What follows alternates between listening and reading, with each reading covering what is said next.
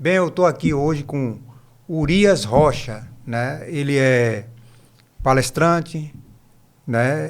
É um gestor, né? É um especialista em gestão, palestrante, escritor de livros, orienta o pessoal, já passou várias, né? Teve o seu período, começou mais no período da pandemia, não foi? Foi, o grande despertar foi na pandemia. Mas eu queria saber, inicial, sua origem, né? Da onde você veio, né?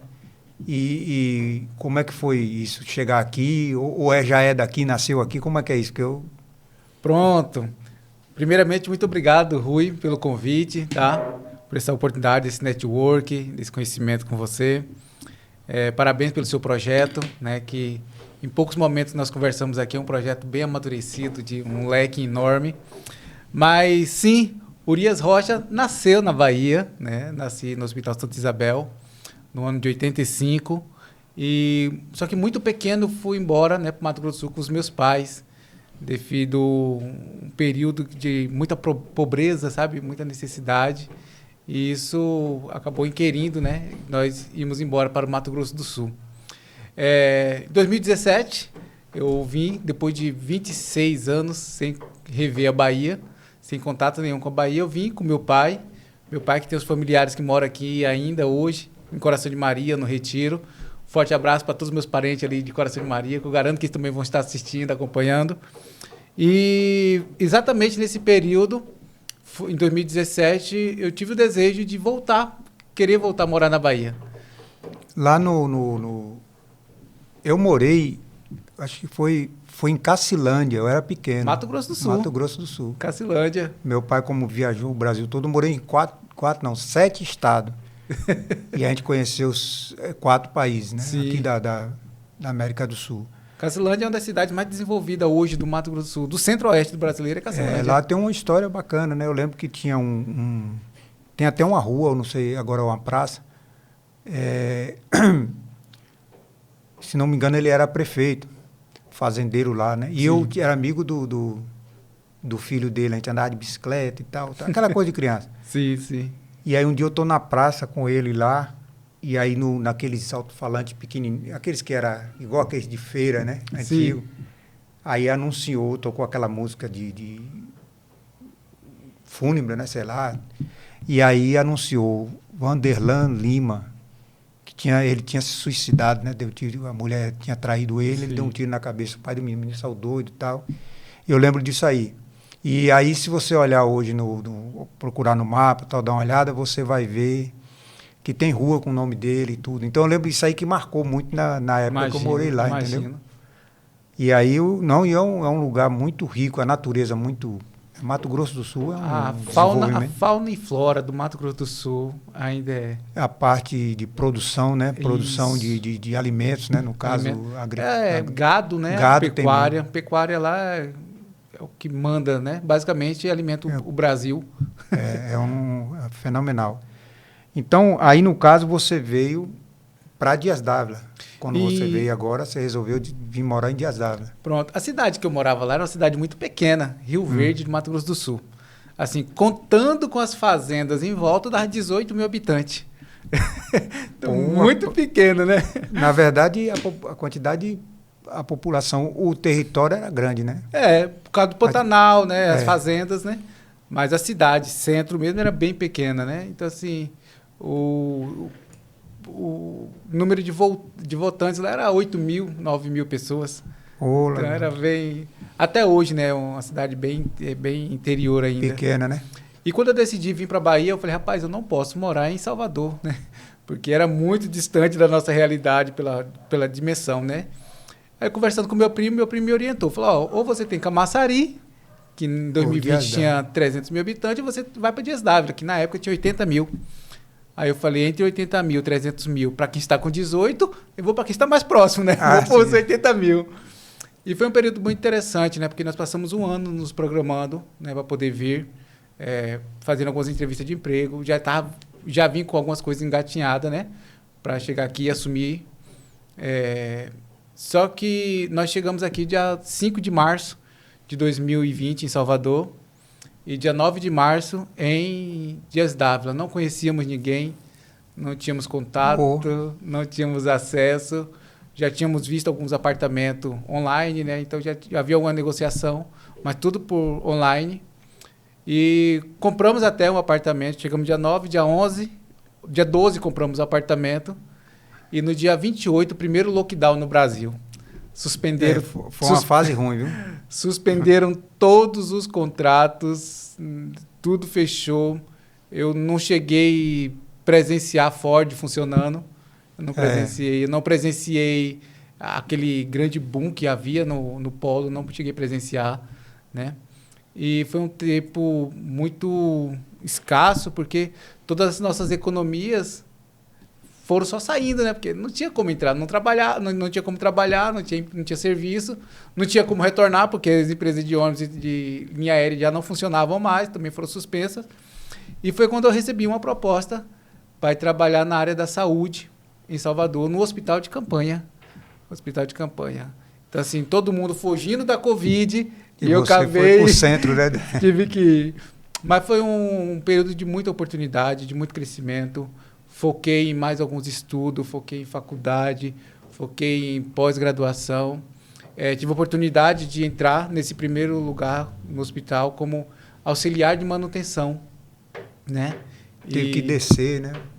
Foi uma dificuldade, porque para eles me contratarem, falaram, não tem como eu te contratar para um auxiliar de manutenção com currículo, né? Desse, né? O cara que estava vindo à supervisão da Nestlé, eu falei assim, olha, eu só quero uma oportunidade. Tenho uma esposa em casa, 2 filhos pequenos. Eu só quero uma oportunidade, se você me der uma oportunidade, o demais você pode deixar que eu vou desenvolver. E foi bem isso que aconteceu, né? Graças a Deus, eu tive sempre excelentes gestores sobre mim, excelentes líderes que sempre me impulsionaram, sempre me deram as mãos. Sim. E me trouxeram para esse lugar, né? Então, assim, dentro desses 5 anos nessa rede de hospital, das obras sociais em Manduci, né? Um lugar que eu sou extremamente apaixonado, grato, honro cada segundo que eu passei. Eu conheço lá como sabe? Foi uma grande faculdade para mim, assim. Hoje, na minha área de cultura organizacional, na minha área de estrutura de gestão de pessoas e equipe, eu posso falar que 90% hoje eu retirei conhecimento de lá, o conhecimento veio de lá. Então, eu honro as obras sociais de Manduci e toda a história, né, que a própria Manduci representa, né? Não apenas para o baiano, não apenas para o nordestino, mas para o Brasil e o mundo. Né? E lá você conseguiu subir uma escada lá, né? Sim, né? Como eu falei, subiu lá, né? Isso, a minha primeira função, né, eu fui contratado para ser auxiliar de manutenção, né? E com o passar dos dias, com pouco tempo, criaram uma função lá para a liderança, que foi patrimonial. Né? E a minha líder, que é a minha grande referência, da qual até eu faço citações dela no livro, ela me convidou, né, para ser o líder dessa nova função. Né? E de lá para cá, com 8 meses, começaram a baixar os níveis de Covid, né? Que foi a época da política ali, em 2020. Começaram a baixar os níveis de Covid e os hospitais começaram a se fechar.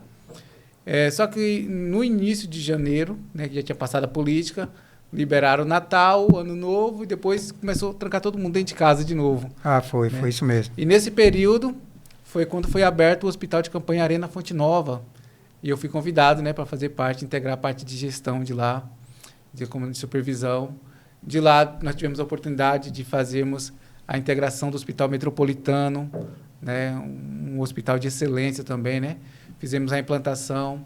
Depois, dentro do nosso período dentro do hospital, veio o Hospital do Homem. E agora, né, esse hospital, que é o primeiro hospital paliativo do Brasil, né, o Hospital das Obras Sociais, que hoje está na gestão das Obras Sociais Manduci, que a líder é essa pessoa que foi a minha grande líder, né? Dona Ingrid Rafaeli, e a gente teve a oportunidade de trabalhar lá também como gestão de equipe, né? Treinamento de equipe. Então, no nosso know-how, em 5 anos, nós tivemos diversas oportunidades, graças a Deus, foram presentes de Deus para a minha estrutura profissional, emocional e quanto pessoa também. E aí você saiu de lá como gestor já, né? Já estava fazendo supervisão e treinamentos de equipe, né?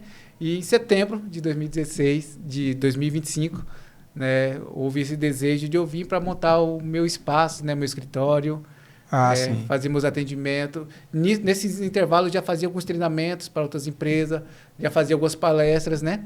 Tive a oportunidade de ser um dos palestrantes da equipe de Dona Maria Trajano, no estado da Bahia, do empoderamento feminino, né? Fui até na FIEB, foi uma experiência maravilhosa, né? Tive a oportunidade de fazer alguns treinamentos e palestras em Feira de Santana, onde hoje nós já temos um público também que já nos assiste dentro de Feira de Santana. Então, e assim, sempre concentrado em Dias d'Ávila.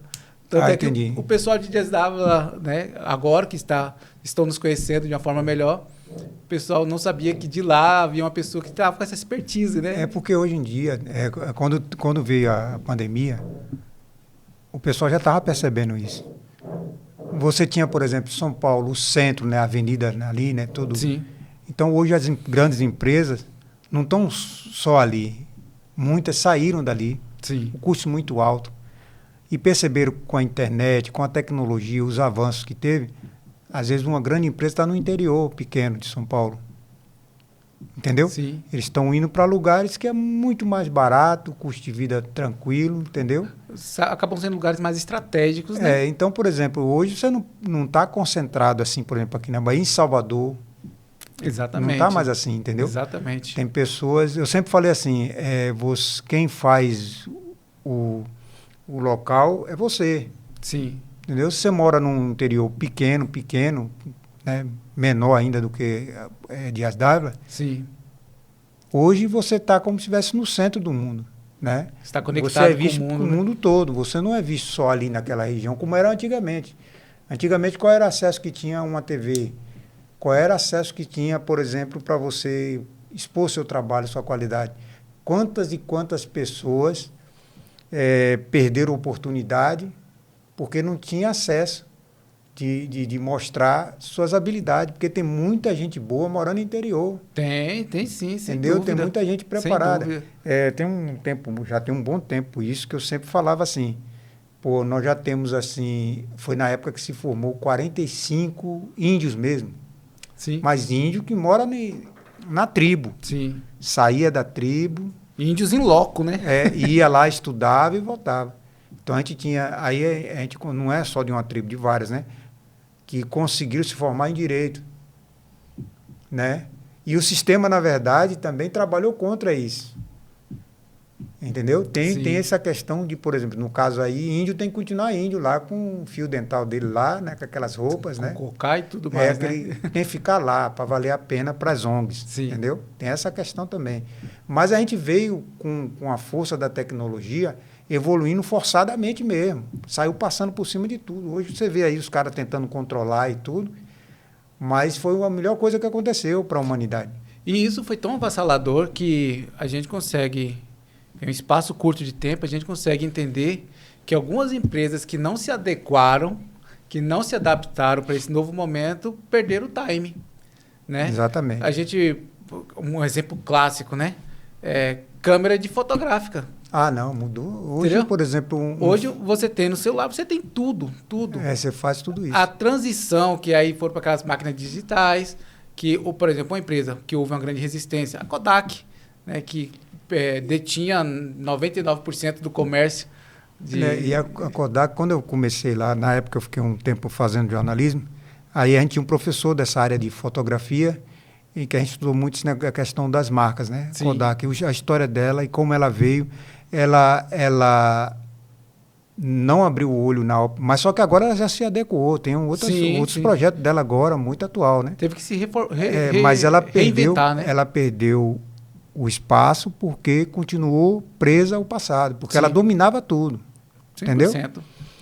A gente aprendeu até a fazer foto naquela época com uma latinha de Nescau, qualquer dessas latas, você coloca o filme dentro, você está numa câmera escura, para não queimar, coloca o filme, faz um furo com prego mesmo. É a coisa primitiva, você tinha que aprender desde o começo para chegar na tecnologia mais avançada. Processo da evolução mesmo. Fazia um furo ali, deixava com um esparadrapo, alguma coisa assim, tampando, aí vinha com ela para um lugar com a paisagem, por exemplo, uma praia, você colocava aqui, aí tirava o esparadrapo, dava um tempinho, coisa de 20 segundos, sei lá, e fechava. Aí levava para a câmera escura, aí fazia a revelação. Meu E aí Deus. fazia. Hoje o celular fazia. Já viu aquela foto que ele tira, o celular tira panorâmica, que você faz assim, Sim. depois vai. Naquela época, a gente aprendeu a fazer isso com a latinha. Para você ver como as coisas vêm evoluindo, entendeu? Sim. Então hoje você tem. Teve uma época que você tinha que ir num casamento contratar um fotógrafo. Ainda se contrata. Sim, sim. Um fotógrafo ainda se contrata. Mas não é mais a mesma frequência que antigamente. Porque todo mundo está com o celular ali marcando a presença e tirando foto e tudo. Então, antigamente tirava foto. Um amigo meu aqui, que fazia foto antigamente, fez na época, não sei quantos R$1.000 ele cobrou para fazer do casamento da pessoa. Perdeu essas fotos. Não existia celular, não existia nada, não teve nada. Aí ela botou na justiça. Não havia backup, né? Foi uma confusão danada isso aí. Então, para você ver como é que a gente evoluiu, né, Sim. nesse sentido. Então, as empresas, como tudo, essa questão que a gente entrou nesse assunto, porque você está morando em Dias d'Ávila, mas Dias d'Ávila, Camaçari, interior da Bahia, hoje é a mesma coisa de estar em Salvador. Quer ver uma coisa? Na época há uns 15, 20 anos atrás, as pessoas compravam no comércio aqui em Camaçari normal, como compra ainda hoje. Mas tinha um preço mais alto do que Salvador, do que feira. Uhum. O preço das mercadorias em si Sim. era mais caro. Só que os caras falassem, pô, eu vou comprar em Salvador, vou gastar com transporte, né, e vai ficar o mesmo preço ou vai ficar mais caro. E aí continuava comprando. O mercado daqui continuava, né, vendendo bastante tudo. Aí o negócio veio evoluindo. A gente hoje está comprando online. Né? Então, tanto Salvador, se for na Avenida 7, aqueles lugares, você vê muitas lojas antigas fecharam. Não consegue se manter, porque Sim. você não tem como... sei lá, qualquer mercadoria o cara vai comprar, o cara vai e olha na internet a metade do preço. Entrega no outro dia. E outra, agora o frete grátis, às vezes no mesmo dia, você comprar de manhã, de tarde. Os caras criaram um esquema de, por exemplo, aqui perto tem os galpões, né, que guarda, né? Tem os mais espertos do comércio que se cadastrou e tem aquelas mercadorias. Entendeu? Tem a mercadoria. Então, quem fosse adequando ainda vai. Tem um amigo meu aí também que estava chateado porque não estava vendendo. A loja no centro ali. Não está mais vendendo. Aí ele até mudou. Está vendendo outra coisa lá. Entrou nessa área escolar aí, né? Que nesse começo do ano vende mais e tal. Mas tinha parado com aquele comércio. Fechou uma das lojas. Porque agora ele está concorrendo com... O cara está lá no interior de São Paulo, ele vende para o cara aqui. Exatamente. É esse negócio. Então, Exatamente. você está Dias d'Ávila, você vende para o cara lá no Rio Grande do Sul. E isso, dentro da performance de empresa, quando que a gente imaginava, vamos colocar aí 10 anos atrás, uma empresa que pagasse 4, 5 mil para um colaborador ficar em casa, trabalhando de dentro de casa? Ninguém nem imaginava isso. E hoje é algo assim tão... plausível, né? Algo tão normal hoje, né? Essas empresas, que os colaboradores mesmo que trabalham dentro de suas próprias casas. O Will Trindade, né? Que foi uma pessoa que o senhor entrevistou aqui, que é um grande amigo. Foi a pessoa até que nos conectou. Quando eu vim para esse processo de montar minha empresa, montar meu escritório, o Will foi um grande orientador. E eu lembro que eu falava para ele assim, Will, eu quero montar meu escritório, eu quero que meu escritório seja assim, assim, com cadeiras confortáveis. Ele falou, Urias, tudo que você precisa tem na palma da sua mão, sabe? Então, assim, foi alguém que me orientou no momento e isso foi, de fato, né, acontecendo, fazendo se acontecer. E hoje a gente entende que, de fato, né, hoje eu estando em Dias d'Ávila, você pode tudo. Eu estando em Dias d'Ávila, eu estou em Salvador, estando em Dias d'Ávila, eu estou em Lauro de Freitas, estando em Dias d'Ávila, estou em Camaçari, estou em feira, né? O ano passado dei um treinamento no Mato Grosso do Sul, né? Então, assim, eu estou pretendendo agora, estou fazendo mais uma série do meu livro, fazer um lançamento no Mato Grosso do Sul ou possivelmente também um lançamento em Goiás, né, que eram as regiões que eu sempre estava ali, Mato Grosso do Sul, Goiás, Brasília, ali a área... região centro-oeste, eu sempre estava ali, né, nesse desenvolvimento. Mas, para além disso, é interessante a gente começar a entender isso E a gente, graças a Deus, hoje, né, lidando direto com os CEOs, alguns supervisores, pessoas que têm uma patente dentro de algumas empresas, eles entenderam esse momento do mercado, né? Esse momento que está tudo conectado. Não tem como você falar que não. Hoje, semana eu estava conversando com um gestor, falei, antigamente você ia fazer um mestrado, era quase impossível. Era Porque difícil. para você fazer um mestrado, você tinha que ir para São Paulo, você tinha que ir para o Rio de Janeiro, né, para o Rio Grande do Sul. No Mato Grosso do Sul, lugares mais próximos era Paraná e Santa Catarina. Até curso técnico, Sabe? Se o cara não viajasse, ele não conseguia informação. Não conseguia. Então, e hoje você faz uma consulta no seu celular, você passa um mês recebendo ligação para você fazer de dentro da sua casa, no seu horário melhor, no seu tempo melhor. Então, assim, a informação está com acesso muito rápido. E hoje não tem desculpa para o cara... A gente tem um Brasil ainda, infelizmente, Sim. com muitos analfabetos. Sim, sim.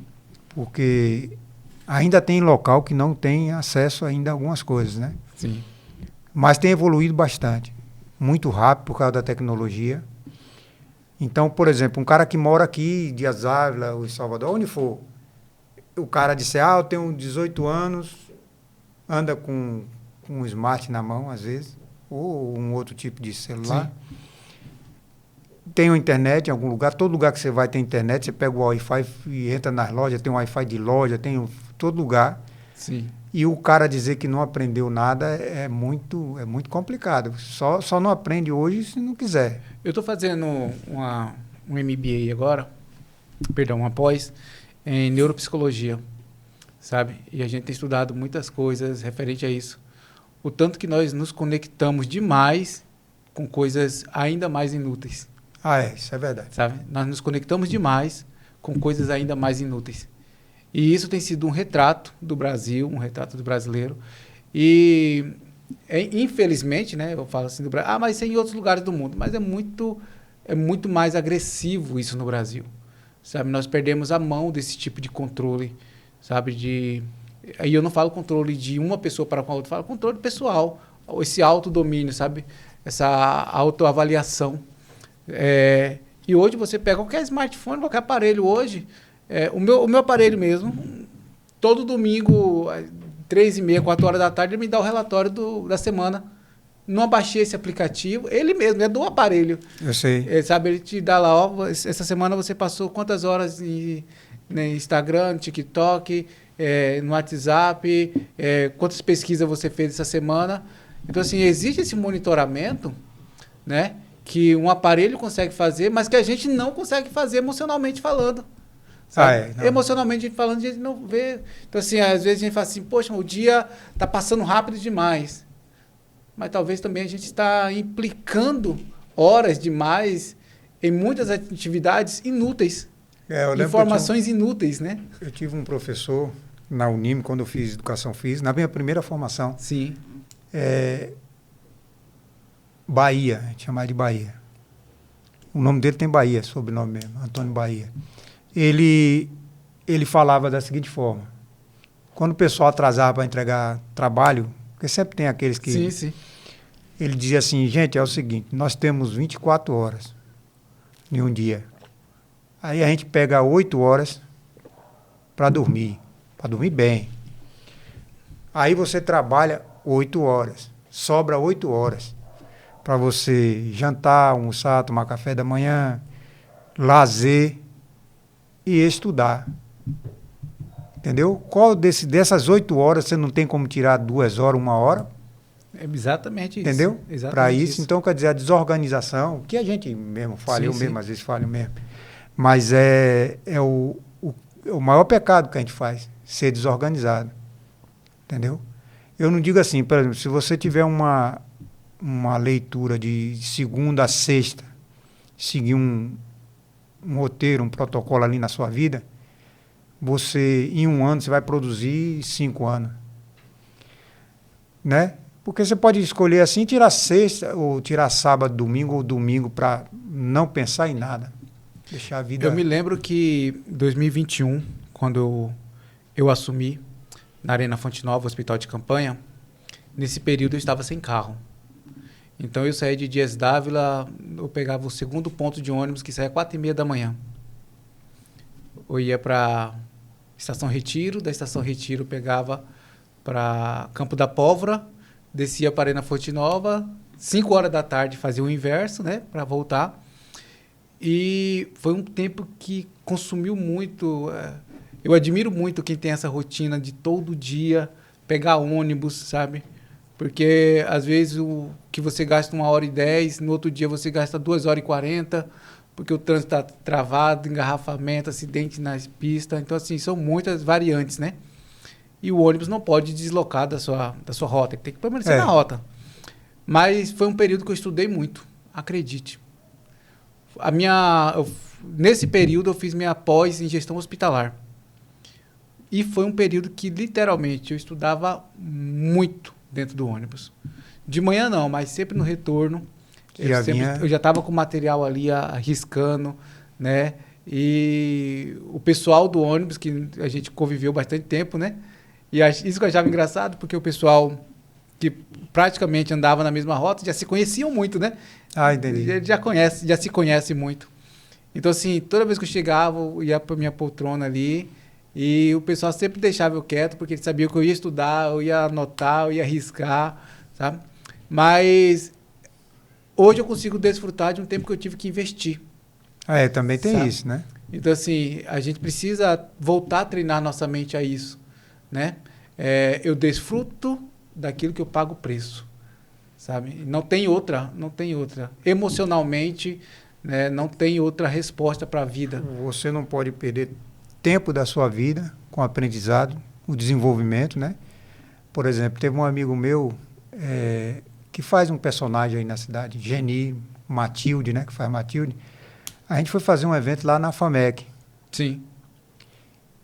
Não sei o que foi que a gente foi fazer lá. Eu sei que eu cheguei na recepção, estava lá, e perguntei à moça o preço do curso de Direito.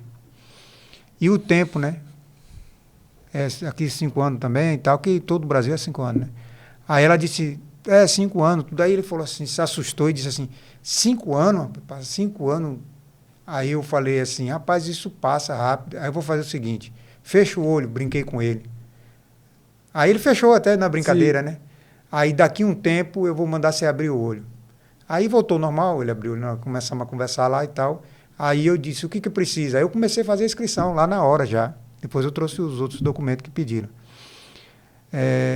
Resultado. Depois de um tempo, passou 5 anos, já estava formado, eu mandei ele, fecha o olho aí. Ele fechou, agora abre o olho, já estou formado. Como se se você parar para ver, quando ele fechou o olho antes, quando ele abriu o olho antes, aquele tempo passou. Passou. Entendeu? Aí eu falei para ele, olha, porque eu chamei ele para fazer o curso, se você não faz, quando abrir o olho, você vai se arrepender que passou o tempo, vai passar do mesmo jeito, forma. Você fazendo ou não. Exatamente. Entendeu? E foi isso uma coisa interessante, que eu lembro sempre, às vezes eu converso com ele, eu lembro disso, a gente dá risada e tal, mas é uma realidade. Sim. Entendeu? Então, por exemplo, você tem que aproveitar o tempo. Tem pessoas de idade muito mais avançada aí, né, hoje entrando, fazendo curso aí, entendeu? Por quê? Porque primeiro que tem gente que fala assim, o cara de uma certa idade, né, ele vai fazer um curso, ele vai perder o tempo dele. Não, ele está curtindo aquele momento, entendeu? Desfrutando do processo. Se contar, eu, por exemplo, se contar desde a primeira formação, 2 pós-graduação na área de atividade física, né, na área de saúde, o tempo que eu fiquei lá em jornalismo, que eu não concluí, saí para fazer direito. Eu fiquei mais ou menos 13, 14 anos sentado dentro de sala de... Aí você vai, você não foi curtir, não foi para uma praia, não foi... Mas ali, aquele negócio, quando a gente trabalhava já com televisão, quando estava fazendo direito. Quando terminava o trabalho, eu não via a hora de pegar o carro e ir para a faculdade. Entendeu?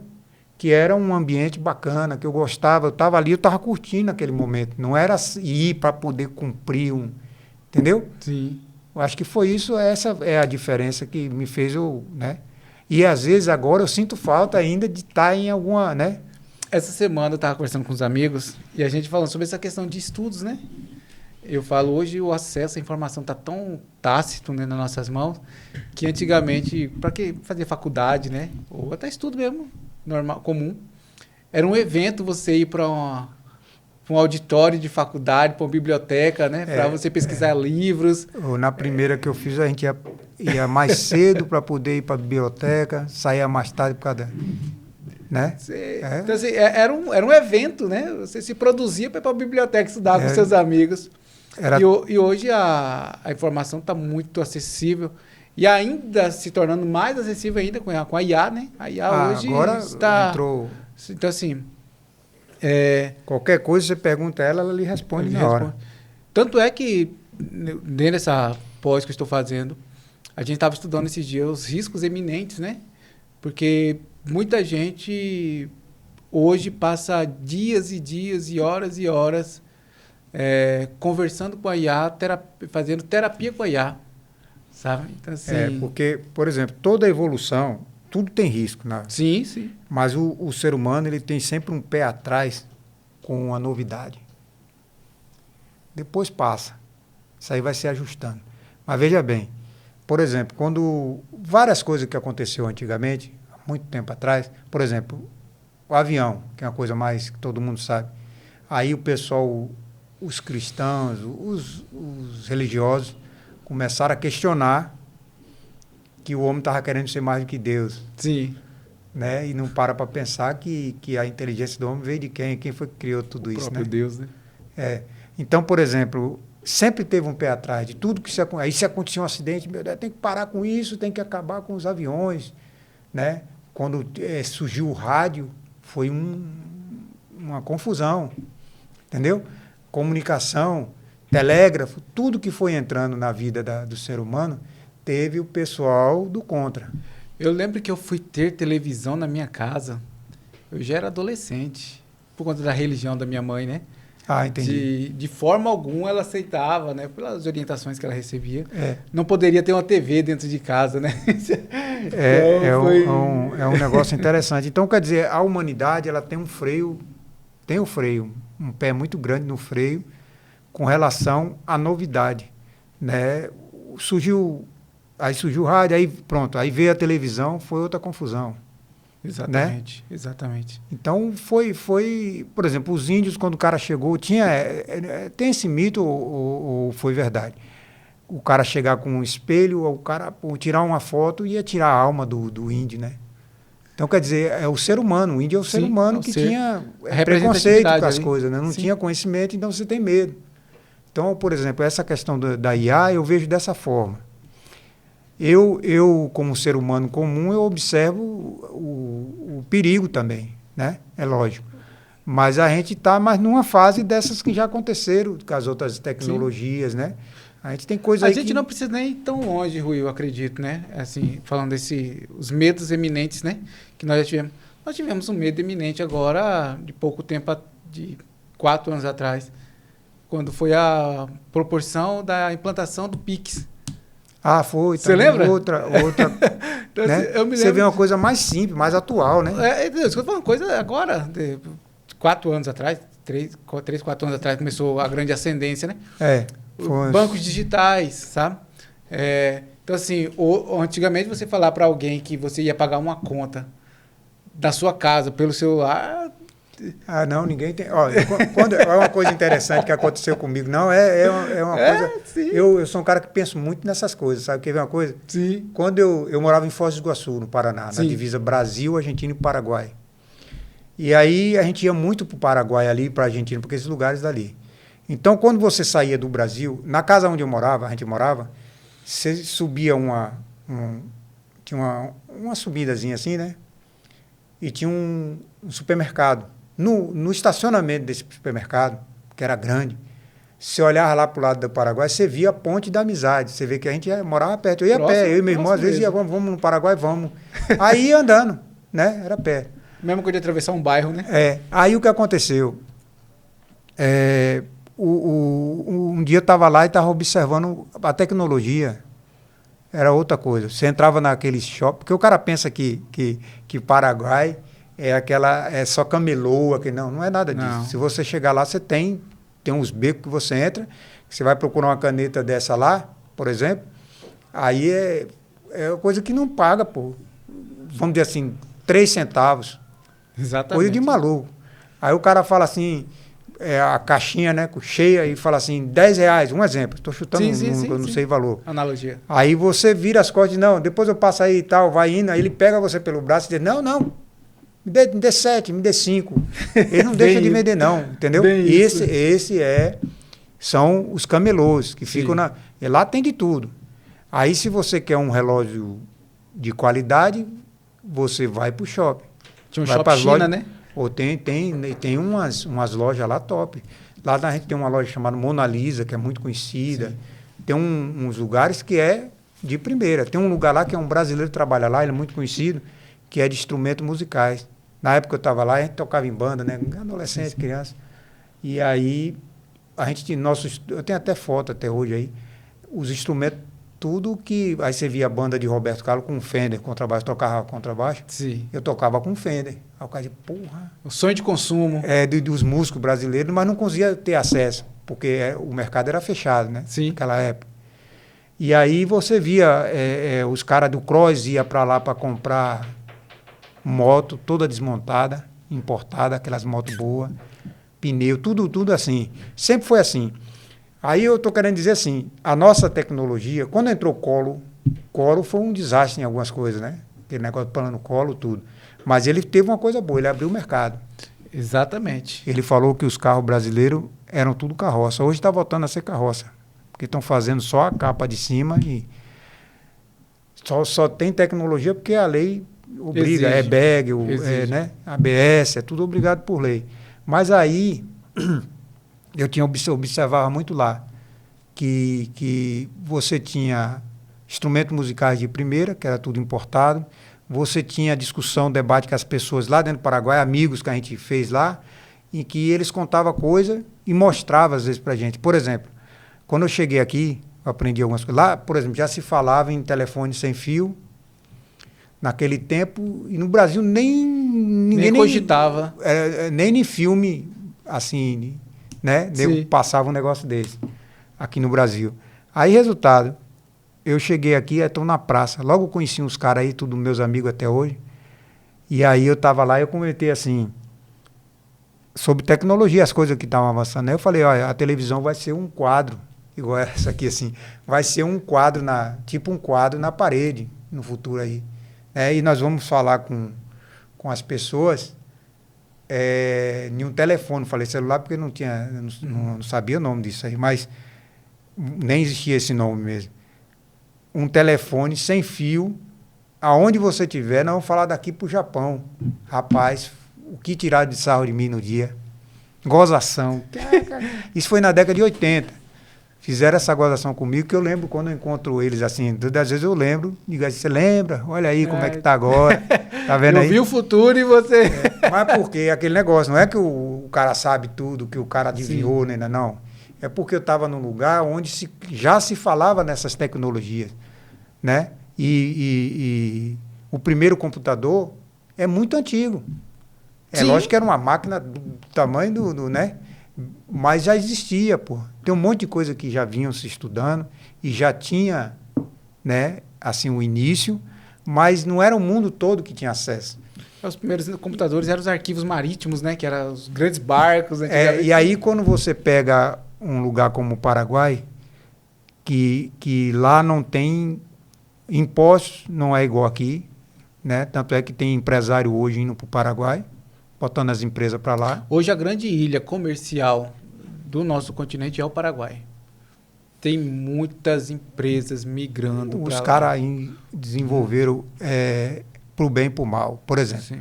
você pega cigarro aqui, nego compra cigarro aqui, né? Eu não sou fumante, mas eu sei disso. Com a mesma qualidade do original. Do original. É muito criticado às vezes. Porque é falsificado, vai vir com problema. Não. Os caras evoluíram. Por exemplo, você chegar na China, que a China tem um problema milenar, né?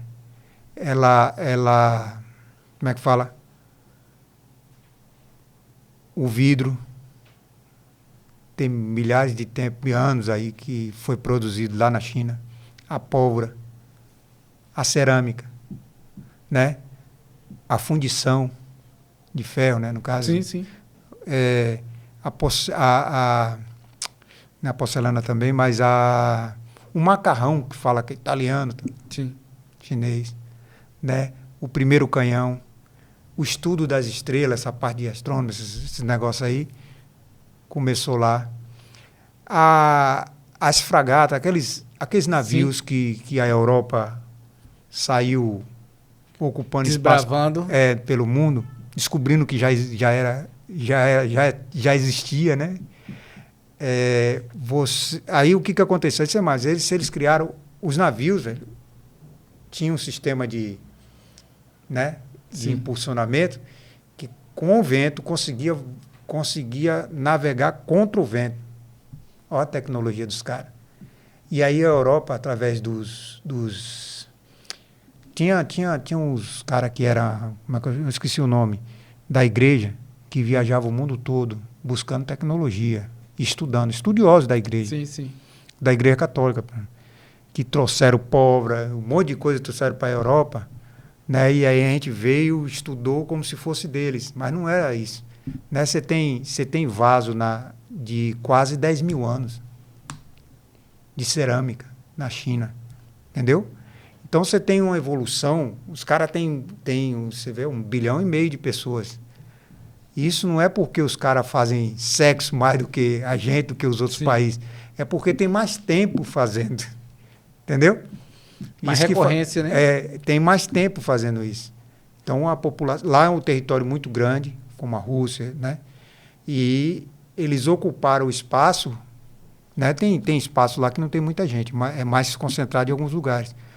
Mas tem essa questão da mágoa do chinês, do pessoal, os europeus e outros países aí, ter roubado a tecnologia deles e não pagou nada, não era patenteado. Aí tiveram os royalties. E hoje o mundo todo exige da China que respeite as patentes. As padronizações, né? Aí você chegar na China, ela não vende para outros países algumas tecnologias que ela copiou e melhorou às vezes. Se você chegar lá, você fala assim, eu quero comprar um carro, um Mercedes,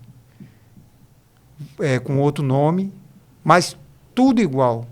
Você encontra um Mercedes daqueles bem avançados, você encontra um monte de tecnologia lá que não se vende mais para o mundo, porque o mundo criou a Organização Mundial de Comércio e tudo. Eles criaram barreiras, porque senão eles já estão dominando de outra forma, né?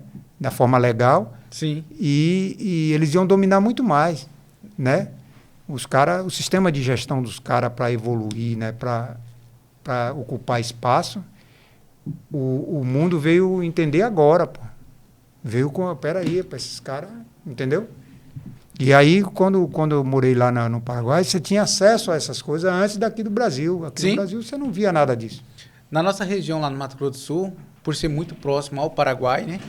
Nossa região lá era bem próxima. Então, a gente via, né? Via, assim, esse comércio, assim, muito impulsivo mesmo, muito grande. O Shopping China, né? Que é dentro do Paraguai, em Assunção, né? Então, assim, havia esse mercado, assim, de expansão muito grande mesmo.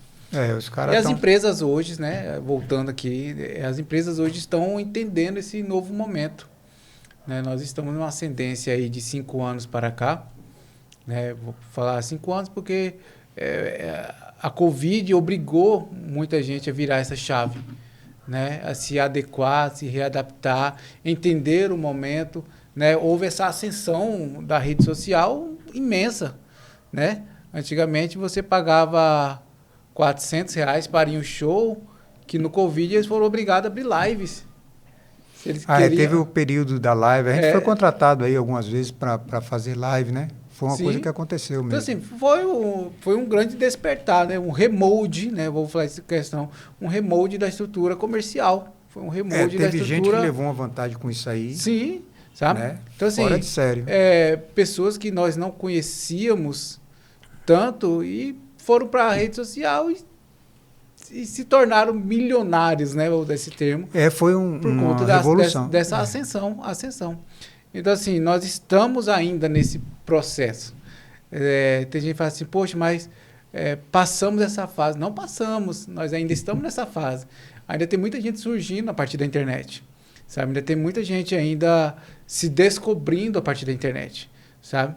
E aquela frase de vó, que era muito falada, e agora a gente começa a ter sentido, que quem chega primeiro bebe água limpa, era uma frase de vó, eu ouvi isso da minha avó, mas quem chegar primeiro bebe água limpa. Isso sabe? É verdade. E hoje está fazendo sentido, porque você vê pessoas se adaptando, pessoas melhorando, né, pessoas se reestruturando, né? Esse formato na qual nós estamos aqui é uma coisa nova, né? Para quem conheceu o rádio, né, as AM antigamente, eu sempre fui apaixonado por rádio.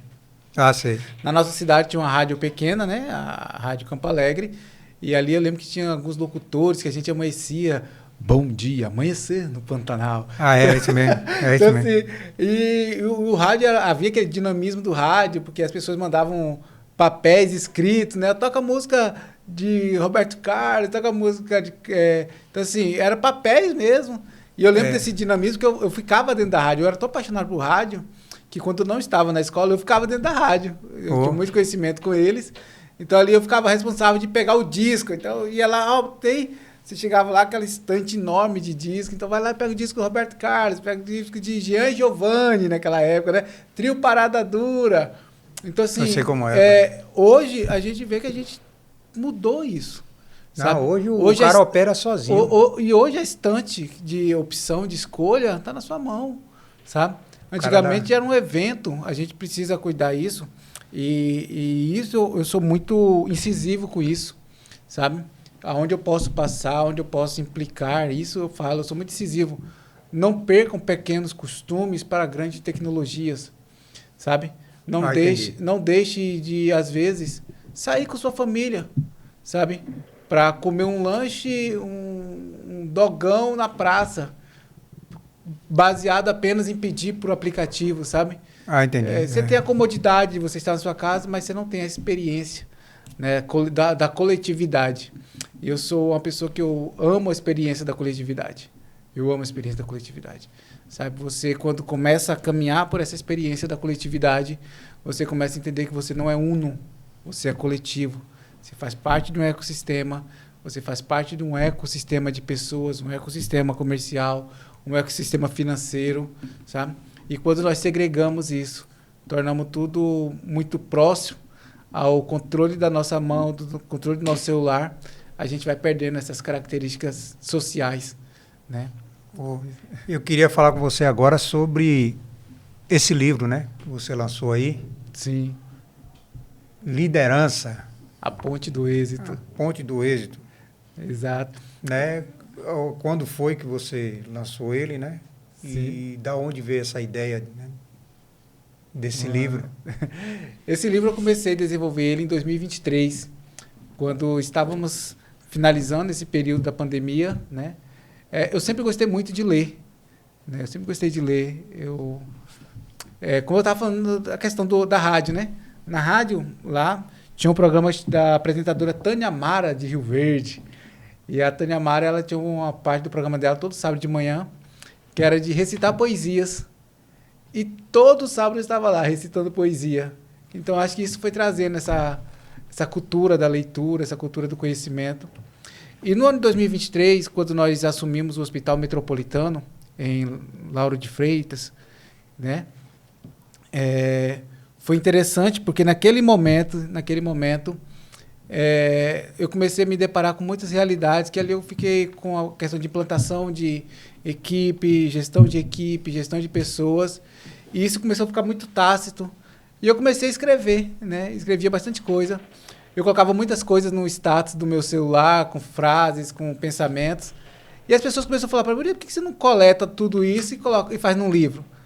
E a primeira coisa que eu falava, papai, eu não tenho capacidade de escrever um livro, não. Tanto que esse livro ele passou por diversos nomes. Acredite, eu lancei ele mesmo em 2025, né? Em agosto de 2025.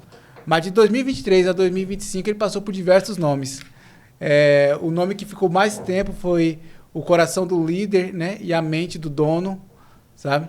Então, até que eu comecei a entender, eu precisava criar um texto, eu precisava criar um livro que o CEO pudesse ler, que o gestor pudesse ler, mas que o operador também pudesse ler. Aquela pessoa do chão de fábrica pudesse ler e conseguisse entender, né? Por isso que eu venho com essa temática, né? A ponte do êxito, é gerar essa ponte mesmo, essa conexão. Porque hoje, dentro dessa questão da cultura organizacional, Rui, uma coisa que eu me deparo muito é que o líder o CEO tem um pensamento, tem um direcionamento, o gestor tem esse direcionamento, mas esse direcionamento, quando é desdobrado até chegar no chão da fábrica, na produção, isso perde muito, sabe? Vai perdendo esse time da comunicação, esse time do real sentido, né? Então, aí fica aquela... quando a gente estuda nessa área de comunicação, a gente vê o ruído, né? Sim, entra nesses gaps, nesses ruídos, né? A comunicação não se torna uma comunicação assertiva. Aí fica na mente do dono que a equipe da produção não consegue se desenvolver da forma que ele queria.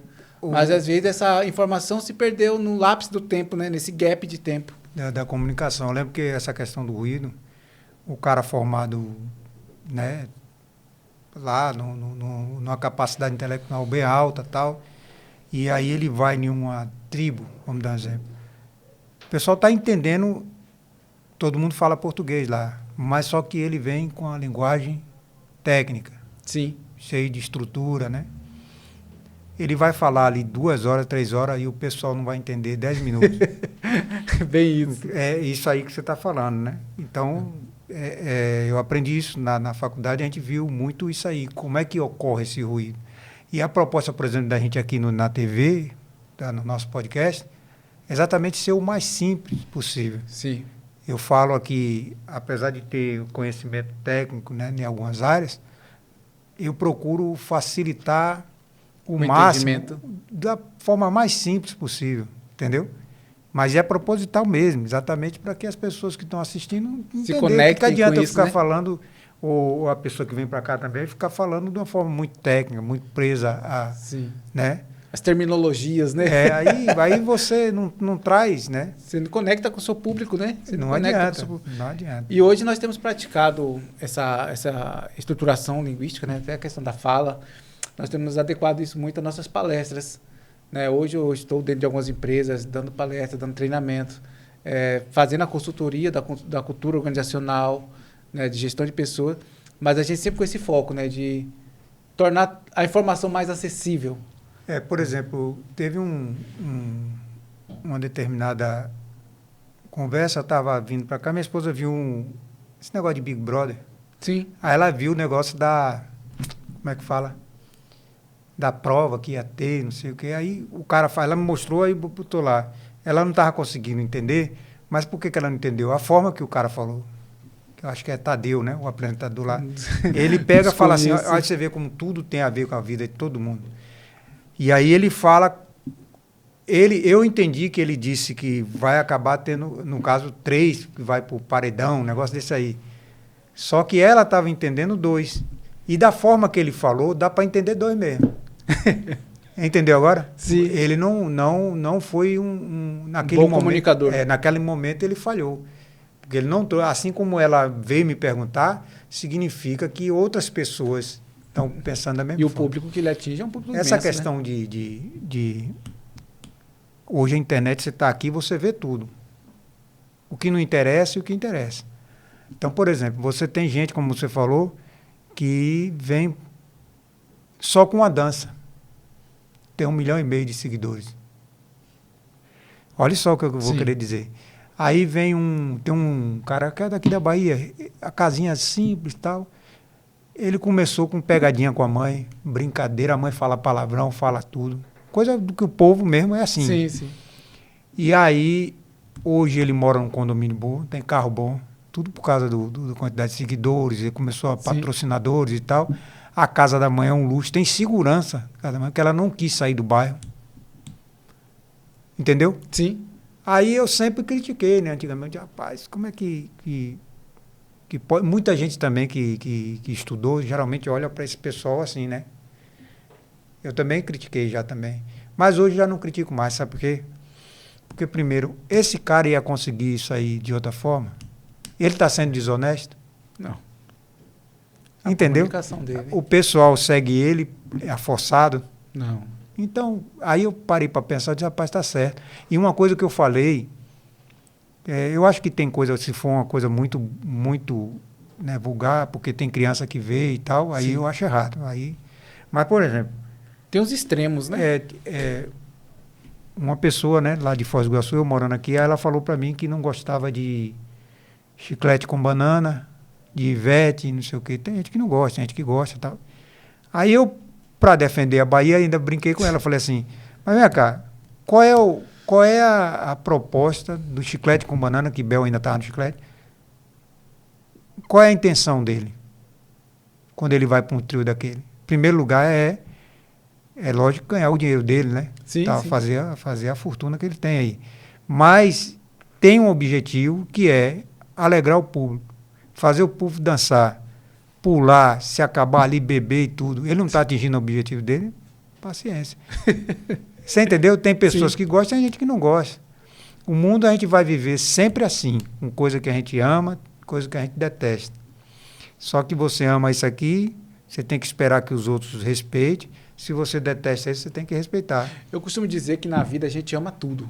É. Tem coisa que a gente ama ter perto, mas tem coisa que a gente ama ter longe. Né? Tem coisa que eu amo aprender, tem coisa que eu amo nem querer saber. Né? Isso Então, assim, mesmo. a gente acaba amando tudo, né? O grande pacote. Agora, me fala um pouco dessa apostila, né, Dê? Isso, nós estamos nesse projeto novo, né, Uma Rui? apostila escolar, de gestão. Isso, Né? um propósito nosso que já está amadurecendo. Daqui um dia a gente vai vir com mais notoriedade. No né? caso, essa apostila vai virar algum livro, alguma coisa assim? Ela é uma apostila de escola mesmo. Nós estamos montando uma escola, entendi. né? Uma escola de gestão, uma escola para esse perfil, né? Isso aí sim já estava há alguns anos no meu coração, né? Desenvolvendo, trabalhando. E muito em breve vamos ter boas notícias, né? Bons ventos. Porque aqui tem vários tópicos, né? Isso, Desde a introdução, papel de líder de organizações, sim, autointeligência, né? Exatamente. Porque eu sempre começo falando sobre essa questão da autoliderança, autointeligência, porque eu acredito em algo, Rui. Ninguém consegue liderar ninguém se antes não soubesse liderar. Sabe?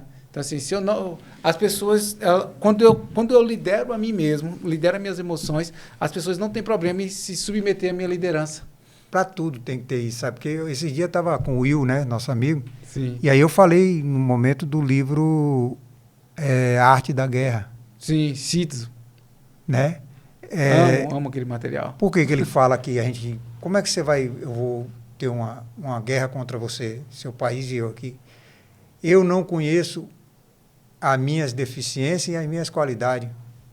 Como a estratégia começa aí, para depois eu conhecer. As suas, né? Deficiências. E aí essa ideia é uma coisa universal, para outras áreas também, né? Não só para... E a Arte da Guerra, ele não se referiu só à guerra ali. Tem 2 livros que são muito bons nessa referência. Um é Citizen, né? A Arte da Guerra, ou Síntese, né? Como alguns dizem também. E outro livro também é um livro muito bom de Paulo Vieira, O Poder da Autoliderança. Esse livro também é muito bom, muito bom. Então, quando eu trago esse material, né, a essência desse material traz esse casamento, né, que a gente vai começar a abordar sobre questões emocionais. Eu tenho o meu grupo hoje, né, que é um grupo que eu dou mentoria, o Método Rocha. Né, a gente trabalha já com essas mentorias. A gente fala sobre esse poder da autoliderança, da autogestão, do autoconhecimento, né, da alta performance. E a gente traz tudo isso também para o campo de gestão, né, para a autoliderança, a autogestão, gestão da comunicação, clima organizacional, sabe? O poder da tomada de decisão. Liderança sob pressão. Né? Liderança sob pressão. Essa questão de desenvolvimento de talentos, sim, eu sempre critico em alguns lugares que o cara que está acima, com conhecimento, tudo, ele dificulta o desenvolvimento de quem está abaixo dele, a sombra, né? Exatamente para não perder espaço. Na política tem muito isso, sim, que os caras não fazem sucessor programado desde o começo, entendeu? Sim. Você tem aqui, por exemplo, se você pegar prefeitos, presidente, por exemplo, hoje, quem é o sucessor dele? Não prepara. Entendeu? Sim. Então, isso é uma coisa que, quando você coloca aqui o desenvolvimento de talento, você tem que desenvolver, você tem que enxergar talento dentro da organização. E assim, isso mostra o quanto você é líder. Você desenvolver um talento mostra o quanto você é líder. Porque assim, isso eu falo sem medo de errar. Sem medo de errar.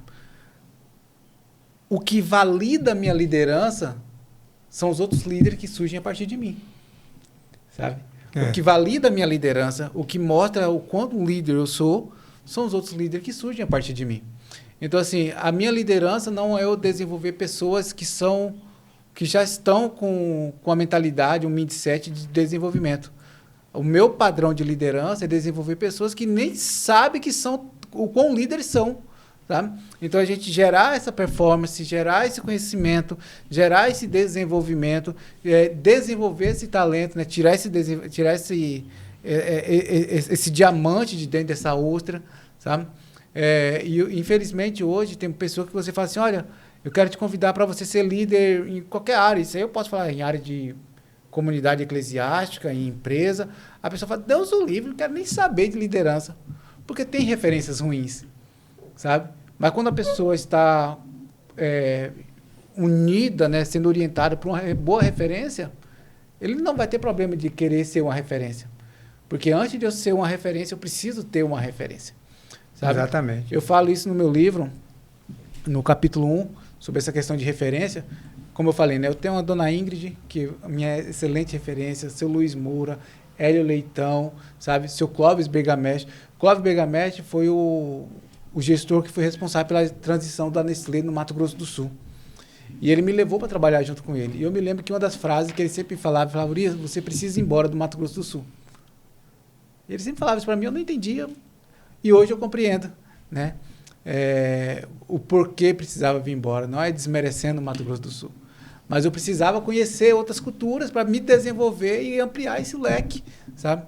Então, hoje eu tenho conexões no Mato Grosso do Sul, tenho conexões na Bahia, tenho conexões em Sergipe, tenho conexões em Brasília, tenho conexões em Goiânia, sabe? Em Goiás, em Goiânia ali, em Aparecida de Goiânia, que é o grande polo do Centro-Oeste, do Centro-Oeste hoje, Aparecida de Goiânia. Então, hoje, eu entendo o que ele estava falando há muito tempo atrás. Assim como o senhor falou, né? Há muito tempo atrás, você falava para os seus amigos, vai ter um tempo que a televisão vai ser um quadro, sabe? Então, o seu Clóvis Bergamestre também foi esse orientador. Então, assim, antes de eu me tornar um líder, eu precisei ter esses líderes como referência. Eu entendi. Sabe? E eu me desenvolvi a partir disso. Como recentemente, né? O Will, né? O Will, eu falo, onde eu posso passar, eu falo, cara, o Will foi um cara que me motivou, sabe? Me instruiu no começo. O Will, eu vejo ele como um cara, primeiro, um cara muito correto, ético. Sim. E um vencedor.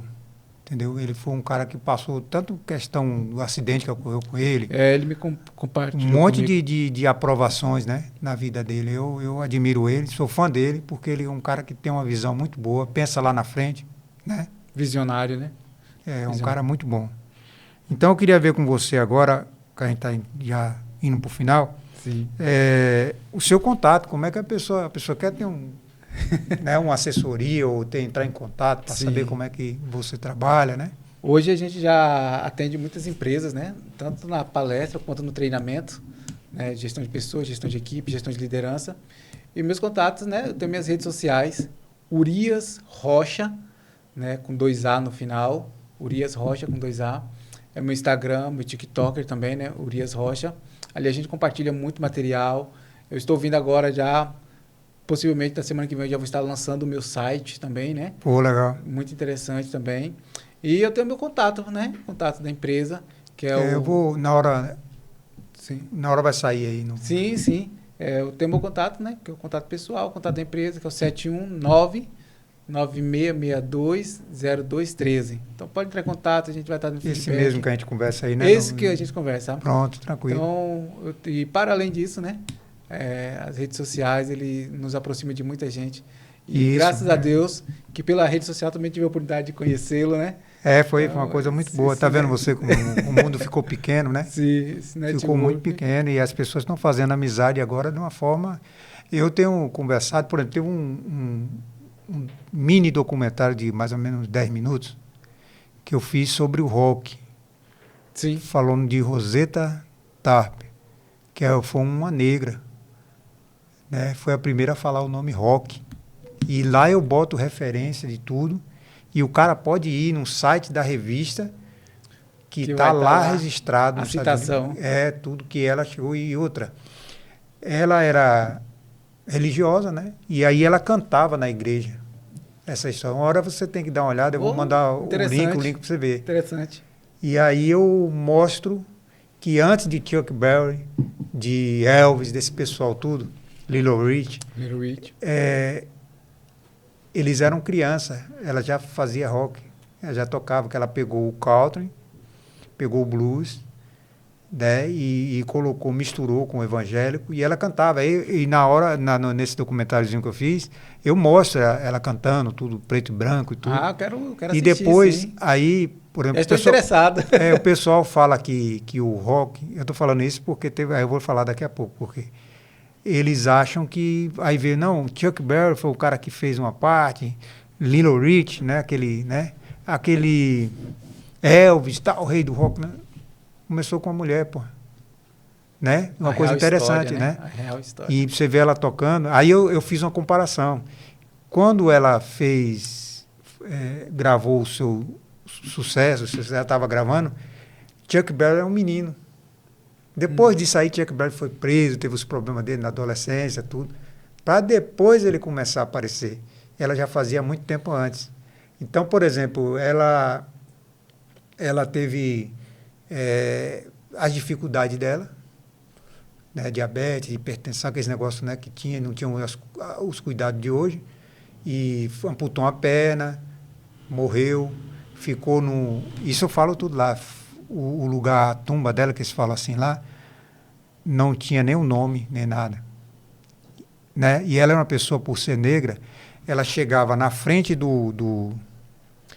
um motel de luxo que ia ter um show dela, coisa grande, os caras da banda, os que eram brancos, tudo entrava pela frente, ela tinha que entrar pelo fundo. E ela era a estrela do dia. Você vê o que ela enfrentou, né? E aí aí depois, agora em 2018, que o Hall da Fama reconheceu ela como referência do rock. Está registrado. E aí o pessoal fizeram uma vaquinha, sei lá, os artistas tudo se comoveu com isso, que começaram a ver de perto. Aí fizeram uma tumba decente para ela, e lá no estado que ela foi enterrada, tudo, tem o dia dela lá, entendeu? Como se fosse um feriado. Sim. Mas o que eu queria dizer com essa historiazinha que eu falei é o fato dela, como é que fala? De como chega para a gente as informações, né? Para a gente sempre chegou a informação que o rei do rock era Elvis, que não sei o quê, que John Lennon, e toda essa turma toda do rock em si. E o pessoal não fala da pessoa, né? Você vê como verdadeira percussora, né? Ela que criou. Então, voltando a nosso encerramento, né? Foi um prazer lhe ver aqui, você veio para cá. Chegou até cedo, a gente está conversando já há um tempão, né? E agradecer e lhe convidar para outra vez a gente vir para cá, né? Pronto. Desde já, muito obrigado mais uma vez, tá? Entendeu? Agradecer a você, ao seu público, sabe? A pessoa que te acompanha, as pessoas que me acompanham também. E essa conexão que possamos ampliar ainda mais, né? Agora com esse contato, né, pessoal, a gente possa ampliar ainda mais. Então estamos aí. Valeu.